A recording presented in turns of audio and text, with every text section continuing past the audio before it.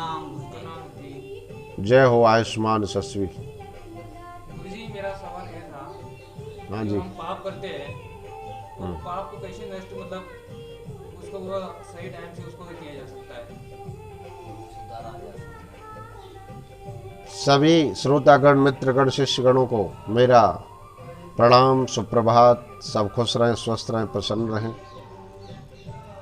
आज का स्लोगन आप सभी के लिए। भक्त का प्रश्न है कि एक मनुष्य के द्वारा जो प्रतिदिन पाप होते हैं, उन पापों से हम कैसा वो कोई ऐसा कार्य करें जिससे वो पाप हमारे कट जाए, दूर हो जाए या मोक्ष हो जाए। तो 5 पाप प्रतिदिन मनुष्य करता है। नंबर 1, आप जब जगते हैं सुबह, तो सबसे पहले तो आपको जगने से पहले, जगने के बाद आप हथेलियों के दर्शन करें। सबसे पहले तो करावलोकन करें, और उसमें एक श्लोक है, कराग्रे वसते लक्ष्मी, कर मध्य सरस्वती, कर मूलित गोविंदा प्रभाते कर दर्शनम। इस प्रकार से जब आप अपने हथेलियों के दर्शन कर लेते हैं तो हथेलियों को आपस में रगड़ें और उसके बाद अपने चेहरे पर लगाएं। फिर आप धरती माता के पैर छुएं और धरती को प्रणाम करके, माता को प्रणाम करके तब आप पैर रखें। भगवान के नाम से आप अपने उस दिन की शुरुआत करें। अब जब हम पूरे दिन धरती पर चलते हैं, सुबह सुबह एक तो अंधेरे में चलते हैं। जब अंधेरे में चलते हैं तो हमारे पैरों के नीचे चींटी हो गई, छोटे छोटे जीव हो गए, वो सारे मर जाते हैं और बेमौत मर जाते हैं, और हम जानते भी नहीं हैं, हम जान भी नहीं पाते हैं, और ये हमसे पाप हो जाता है। नंबर 2, जहां पानी का बर्तन रखते हैं, पानी के बर्तन आप रखते हो, उठा के फिर रख देते हो, शाम को रख देते हो, तो उसके नीचे कुछ कीड़े आ जाते हैं, वो कीड़े मर जाते हैं। नंबर 3, चूल्हा, जो लोग भोजन बनाते हैं और लकड़ी के अंदर, कंडे के अंदर ये छोटे छोटे कीड़े होते हैं, और वो कीड़े जो है उसी में जल करके मर जाते हैं। इस प्रकार से मनुष्य से जब प्रतिदिन 5 पाप होते हैं तो मनुष्य को 5 पुण्य भी करना चाहिए। 5 पुण्य क्या होते हैं? नंबर 1, तो गाय को रोटी देना। पहले क्या था कि भोजन करने से पहले गाय के लिए रोटी निकालते थे और वो गाय को रोटी खिलाते थे, हैं? तो गाय को रोटी देना।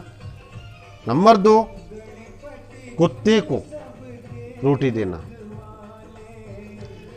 ये आपका, आप ये न सोचे कि ये अपना हक दे रहा हूं, ये उसका है हक जो आप दे रहे हैं, क्योंकि एक मनुष्य पर कई जीवों के हक होते हैं। तो और नंबर 3 है आपका चींटियों को आटा या शक्कर खिलाना। ये चींटियां जो मरती हैं आपके द्वारा, इसका मोक्ष तभी हो सकता है जब आप से पाप भी हो तो आप पुण्य भी करें, उसमें चींटियों को आटा खिलाएं, चीनी खिलाएं। और अतिथि जब कोई आ जाता है तो उसका भी एक गृहस्थ पर हक होता है, और एक गृहस्थ को बड़ी मर्यादित होकर के श्रद्धा भाव से उसका सेवा करना चाहिए, क्योंकि इन सब का, हमारा पेट भरते हुए इन सब का पेट भरना भी एक मनुष्य का कर्तव्य होता है।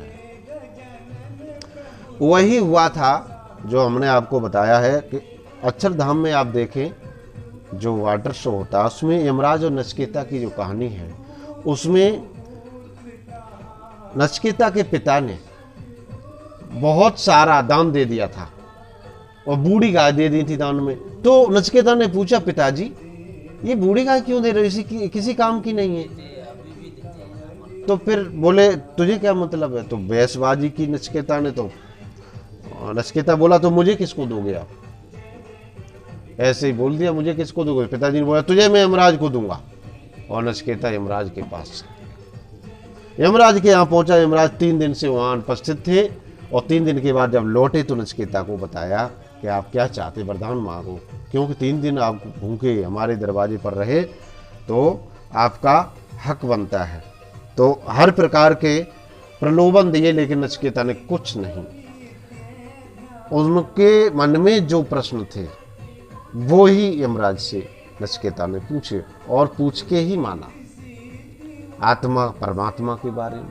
उन्होंने बोला इनके बारे में आप क्यों पूछते हो, अब और कुछ राजा महाराजा राज्य ले लो, ये ले लो, वो बड़े प्रलोभन दिए, लेकिन नहीं। कहने का तात्पर्य ये है कि हमारे घर में कोई अतिथि आ जाता है तो हमें उसे भूखा नहीं रखना चाहिए, भगवान समझ के उसकी सेवा करना चाहिए। ये आपका प्रश्न का उत्तर था। आपका भी कोई प्रश्न है? ठीक है, तो समय का ध्यान देते हुए फिर कल मिलेंगे। बहुत बहुत आशीर्वाद, बहुत बहुत धन्यवाद।